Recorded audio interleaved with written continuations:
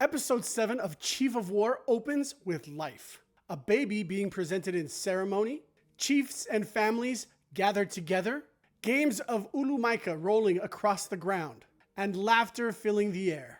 Kind of feels like hope, but by the end of the episode, that same joy is shattered. Captain Metcalf orders his cannons loaded with iron and nails, and he fires them into a crowd of unarmed Hawaiians. Men, women, and children all gone in an instant. What began as a celebration is remembered forever as La Kalolopahu, the Day of Spilled Brains.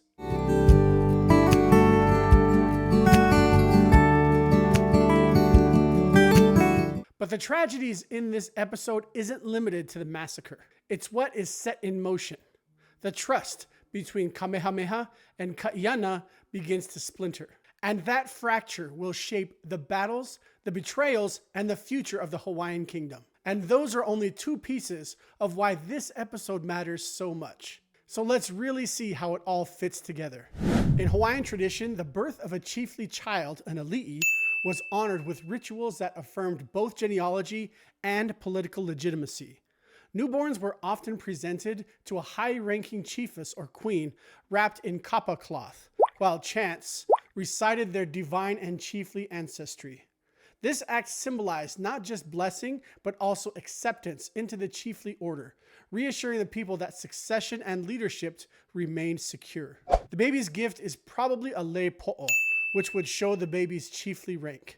The imu is where the cooking for feasts was done. These imu are often used at luau's nowadays. You dig the pit, you fill it with lava rocks, and you put the leaves in. Then you put the meats in with plenty of salt.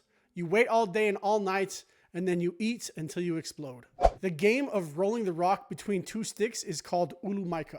It's kind of like a mix of bowling and horseshoes. This was a party game, but it also had other purposes. Tug of war is called huki huki, which literally means pull pull. I really like them showing the differences between Kaiana and Kamehameha here, because this is how they really fell apart. Because if you are aware of Hawaiian history, then you know that there is some serious foreshadowing going on here. The poaching of sandalwood was a big issue in Hawaii. Ships would just come and take down trees, just like they are doing here. Sandalwood trading actually became quite detrimental to Hawaiian society in the long run because it caused environmental damage and it forced farmers to cut sandalwood instead of farm. Question: did Kaiana and Ka'ahumanu have a thing? While their relationship might not necessarily be etched in stone, it certainly is hinted at by many historians, and especially in some stories or mo'olelo on Maui and Hawaii. They are described as being beloved in council and private. So yes, the rumors probably are true. So let's talk about Captain Cook's fate. In 1779 at Kealakekua Bay, Captain James Cook tried to take Kalaniʻopuʻu, the ruling chief of Hawaii Island, as a hostage after one of his ship's boats was stolen. The act was seen as a grave insult, since a high chief was considered sacred. A crowd gathered in defense, and in the struggle, Cook was struck down by a chief named Nua and killed near the shoreline. Several of Cook's men also died in the clash. Following Hawaiian custom, Cook's body was treated in the manner of a high-ranking chief, even though he probably didn't deserve it, with his flesh removed and bones preserved. Later, portions of his bones were returned to his crew to be sent back to England. So yes, Hawaiians did send Captain Cook's bones back to his crew. A kingdom of peace was very much one of the goals of Kamehameha. He wanted a kingdom of peace. And how could you blame him after all that we saw in those first two episodes? It's really interesting seeing Kaiana's fall and Kamehameha's rise. It's a really interesting dynamic that they are showing really well in this show. I love the language difference here between the broken English and the fluent Hawaiian. When she speaks English, it sounds like her English is broken. And then when she starts to speak Hawaiian, it sounds like she's fluent, speaking here about kupuohi. This is a really, really good contrast. This line: "This place is a treasure trove. There will be no stopping the tide of men that will come for it." This is the burden of Hawaii, and I will have a separate video timeline about this later this week. When Ka'ahumanu here says, "I do not understand, but I see the burden you carry," that is such an accurate line for Ka'ahumanu to say.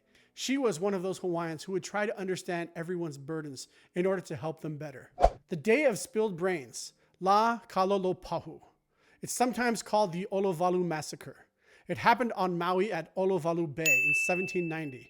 According to Hawaiian oral traditions and some foreign journals, the notorious clash occurred when a Western ship, often identified as commanded by Captain Metcalf, opened fire on unarmed Hawaiians gathered on shore. Men, women, and children were all killed in shocking numbers. The Hawaiian name for the event translates into something that is the Day of Spilling Brains. It is a visceral description of the carnage. In one version, Metcalf retaliated for the killing of one of his sailors or the theft of a small boat. Rather than negotiate, he attacked indiscriminately, sending cannon fire into a peaceful crowd. About 100 people died.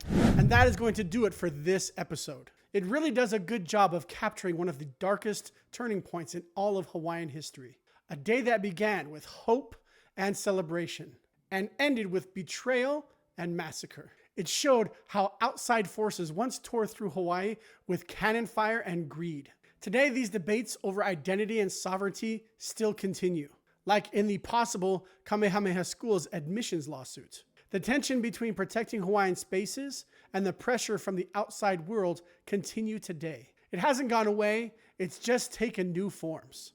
And we're going to continue talking about this episode later this week in a timeline video, when we look at how Hawaii has become a treasure trove for outsiders. From the Sandalwood trade, to whalers, to plantations, and finally to the rise of tourism.